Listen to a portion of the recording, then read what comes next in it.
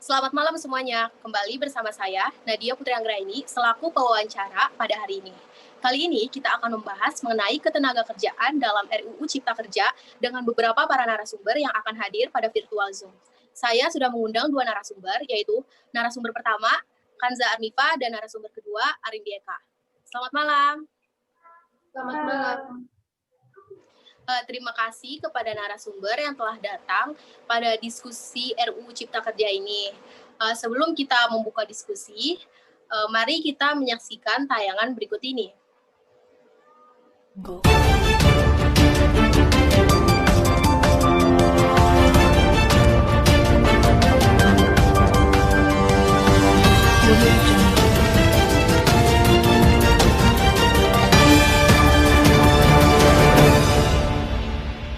Assalamualaikum warahmatullahi wabarakatuh.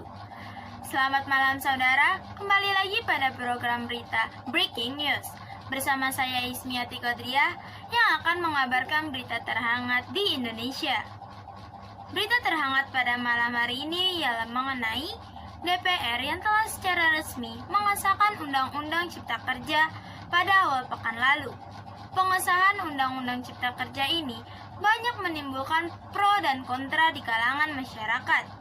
Banyak masyarakat yang menilai bahwa pengesahan Undang-Undang Cipta Kerja ini banyak merugikan para pekerja, sementara para pengusaha banyak diuntungkan. Lalu, apa sebenarnya Undang-Undang Cipta Kerja ini? Undang-Undang Cipta Kerja ini ialah gabungan dari beberapa peraturan yang telah ada sebelumnya. Kemudian beberapa pasal dipangkas atau dihilangkan atau tidak dihilangkan sama sekali agar lebih komprehensif dan juga lebih sederhana. Regulasi ini mengatur tentang 10 aspek penting dan dari banyaknya aspek atau kletser ketenagakerjaan inilah yang dinilai paling kontroversial. Demikianlah berita Breaking News pada malam hari ini. Saya Ismiati Kodria beserta kru mengucapkan terima kasih atas perhatian Anda. Kami semua pamit undur diri. Selamat malam. Wassalamualaikum warahmatullahi wabarakatuh. Setelah kita menyaksikan tayangan tadi, saya ingin mengajukan beberapa pertanyaan kepada narasumber pertama, yaitu apa pendapat Anda tentang RUU Cipta Kerja ini?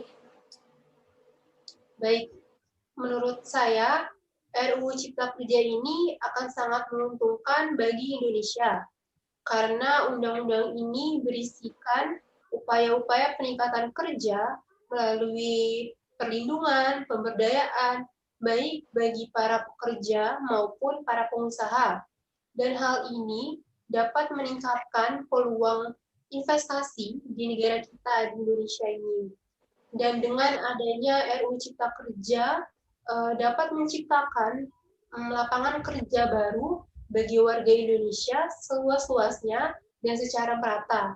Jadi tanggapan saya mengenai RUU Cipta Kerja ini sangat positif. Lalu, menurut Anda, apa ada manfaatnya dari pengesahan RUU Cipta Kerja ini?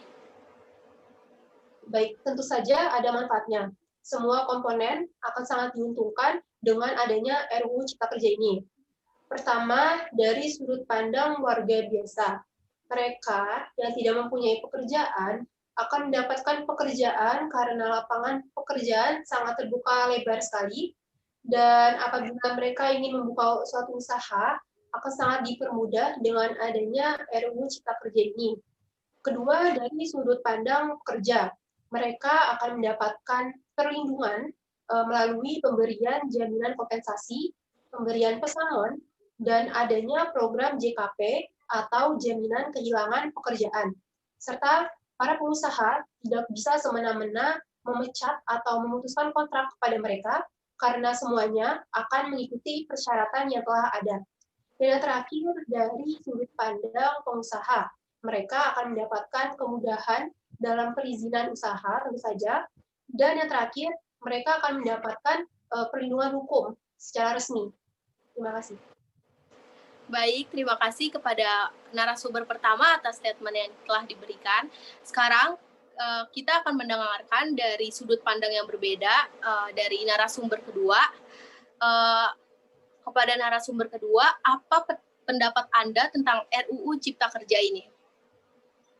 Pendapat saya, RUU Cipta Kerja ini memiliki kecacatan, baik secara formil maupun material, di mana dalam pembentukan RUU Cipta Kerja ini berlangsung dengan sangat cepat, tertutup, dan sangat minim akan partisipasi publik.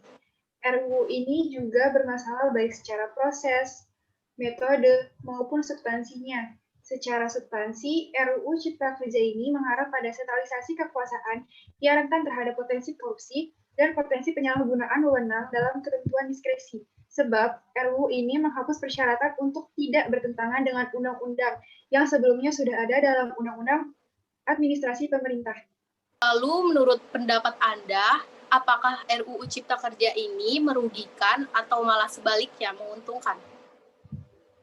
Menurut saya, RUU Cipta Kerja ini justru sangat merugikan masyarakat yang seharusnya diuntungkan oleh terciptanya lapangan pekerjaan hasil dari datangnya investasi tersebut. Setidaknya ada 4 perubahan ketentuan pasal dalam UU Cipta Kerja yang paling merugikan buruh. Di antaranya ada pasal 88B tentang penetapan upah, lalu ada dihapuskannya ketentuan pasal 91 Undang-Undang Ketenagakerjaan tentang kesepakatan pengupahan, lalu ada perubahan ketentuan tentang jangka waktu PKWTT, serta ada pasal 77 tentang ketentuan waktu kerja. Lalu, bila sebagian investor merasa keberatan dan buruh merasa dirugikan, siapa yang paling untung dengan adanya RUU Cipta Kerja ini? Tidak lain dan tidak bukan adalah pengusaha-pengusaha kelas kakap yang bergerak di industri padat modal. Salah satu dalil yang menyiratkan kecenderungan tersebut adalah pasal 81 Undang-Undang Cipta Kerja yang mengubah ketentuan pada pasal 66 Undang-Undang Ketenagakerjaan. Pasal 66 ayat 2 yang baru mengatur bahwa perlindungan upah, syarat kerja, hingga perselisihan pekerja outsourcing menjadi tanggung jawab perusahaan alih daya, bukan pengusaha yang memanfaatkan jasanya. Kondisi ini sangat dikhawatirkan akan mempermudah pengusaha untuk lepas tangan terhadap kesejahteraan pekerja. Terima kasih kepada narasumber kedua atas penjelasan yang telah diberikan. Nah, tadi kita telah mendengarkan dua statement berbeda dari para narasumber yang kami undang. Semoga saja RUU Cipta Kerja ini akan benar-benar meningkatkan ekonomi Indonesia. Sekian daripada diskusi kami kali ini. Terima kasih dan selamat malam.